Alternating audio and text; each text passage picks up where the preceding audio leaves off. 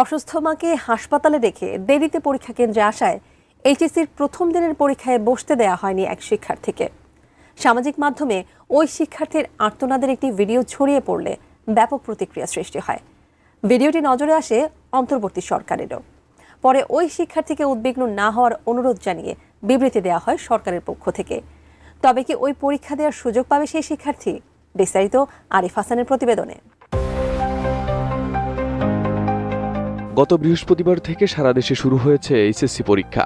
প্রথম পরীক্ষার দিনই দেরিতে কেন্দ্রে পৌঁছানোর কারণে পরীক্ষায় অংশগ্রহণ করতে পারেনি এক শিক্ষার্থী। নানা আকুতি মিনতি করেও সুযোগ পাননি পরীক্ষায় বসার। পরীক্ষা দিতে না পেরে কান্নায় ভেঙে পড়েন ওই শিক্ষার্থী।